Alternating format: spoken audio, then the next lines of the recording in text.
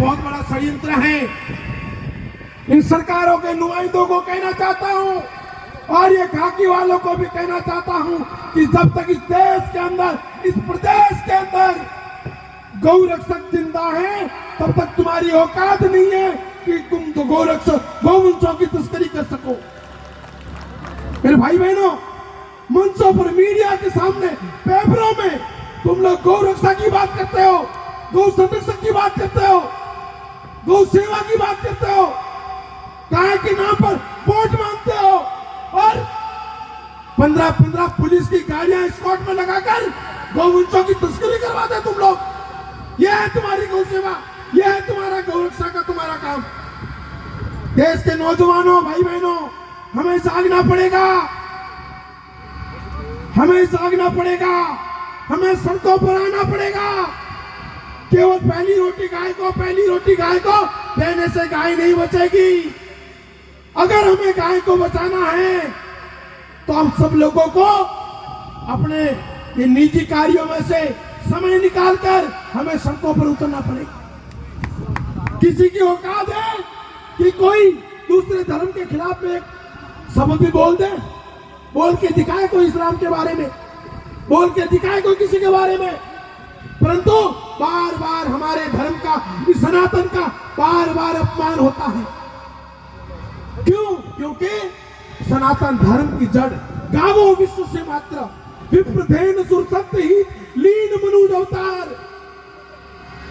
जिस भगवान राम का मंदिर बनाया, जिस भगवान कन्हैया के मंदिर की बात चल रही है, परंतु ये मंदिर बनाने वालों, पहले जरा इतिहास पढ़ो। ये भगवान राम और भगवान कृष्ण इस धरती पर क्यों आए थे? विप्रधेनु सुरसंत हित लीन मनुज अवतार, गाय की रक्षा के लिए। उस राम की गाय गलियों में कूड़े कचरा खाकर मर रही है, उस कृष्ण की गाय कत्ल खाने में कटने जा रही है, और आप लोग मंदिर बनाकर केवल खुश हो? नहीं मेरे भाई बहनों, जब तक इस देश में गाय की रक्षा नहीं होगी तब तक सनातन सुरक्षित नहीं है। सनातन धर्म की जड़ है गाय, और इस जड़ को काटने का जो प्रयास चल रहा है, हमें उसको बचाना पड़ेगा। मेरे भाई बहनों,